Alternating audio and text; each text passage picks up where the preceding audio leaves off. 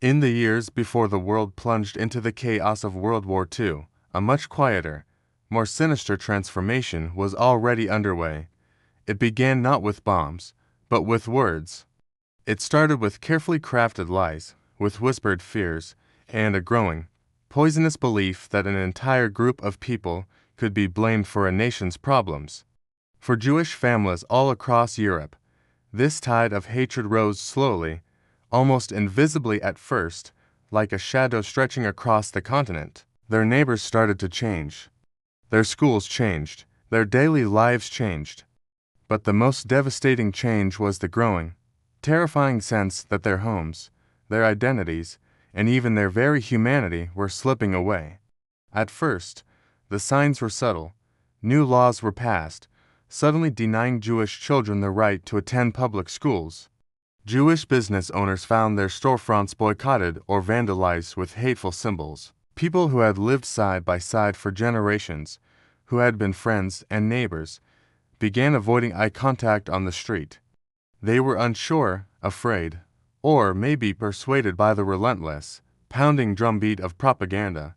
So, even before the first shots of the war were fired, Jewish families were already caught in a different kind of warfare, one waged on their rights, their dignity, and their sense of belonging. But that subtlety didn't last long. In 1938 came Kristallnacht, the night of broken glass. Across Germany and Austria, the night air was filled with the sound of shattering windows. Synagogues burned, Jewish homes were attacked and ransacked. This wasn't just a night of random terror, it was a declaration. It made it brutally clear that cruelty was no longer a momentary lapse or an accident of rage, it was now official state policy. Families who had desperately hoped the hatred would fade away suddenly understood. They were no longer safe in the only places they had ever called home. Soon after, Jewish families were forced from those homes entirely.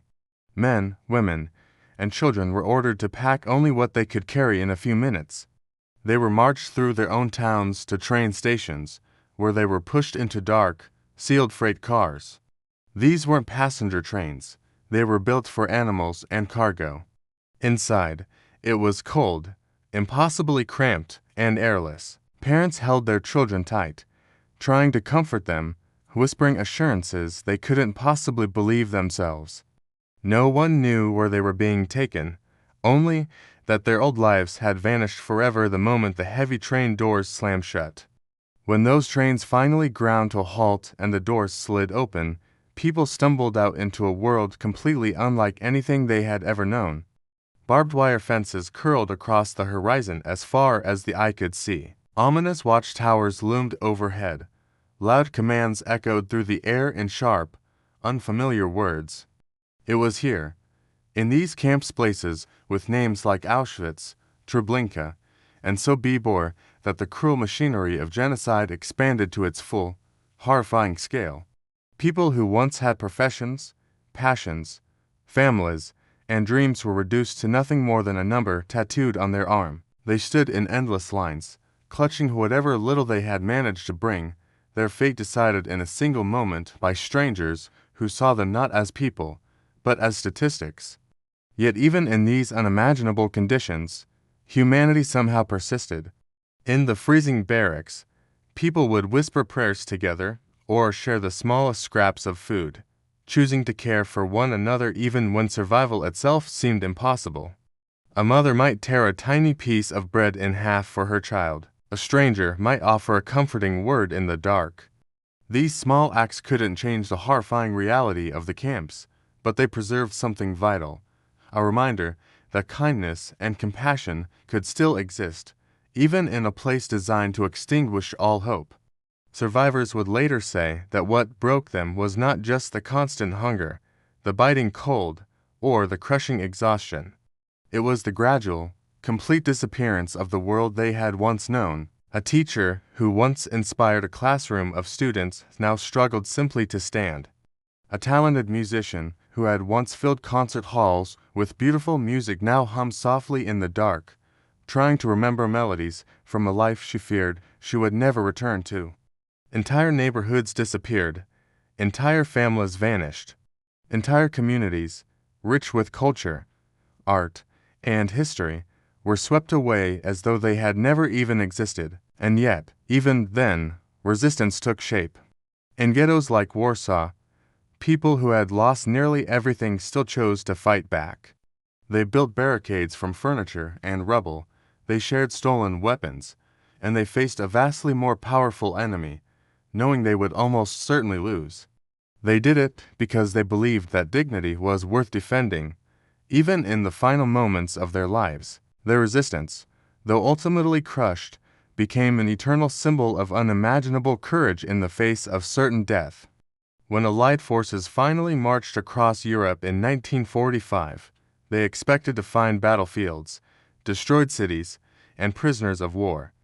But what they found instead were the remains of a genocide so extensive that even these soldiers, hardened by years of brutal combat, were shaken to their very core. They opened the gates of the camps and found survivors who were barely recognizable as human, thin, weak, and frightened, but somehow they were alive.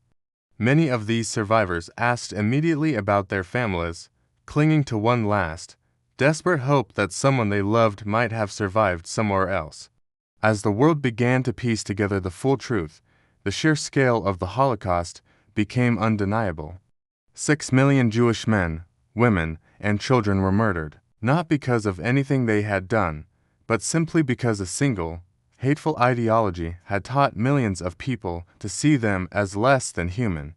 Other groups suffered terribly as well: Romani people, disabled individuals, political prisoners, and many others, but the systematic, industrial attempt to eradicate the entire Jewish people became one of the darkest chapters in all of human history.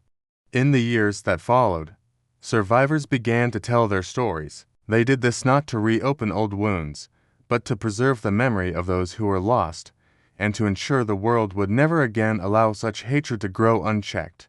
Their testimonies stand as powerful reminders that discrimination rarely begins with violence. It begins with words, it begins with silence. It begins with small injustices that people tell themselves are not worth speaking up about. Today, remembering the Holocaust isn't only about honoring the victims. It's also about understanding how fragile our shared humanity can be, how easily fear and hatred can spread, and how vital it is for every single one of us to defend compassion, dignity, and justice wherever they are threatened. Memory is not just about the past. It is a promise we make to the future, a promise that we will remember, that we will learn, and that we will never allow such darkness to fall upon the world again. Thank you for watching. If you believe this story is important, please share this video so that more people can hear it. Subscribe for more content that helps us understand our past to better shape our future.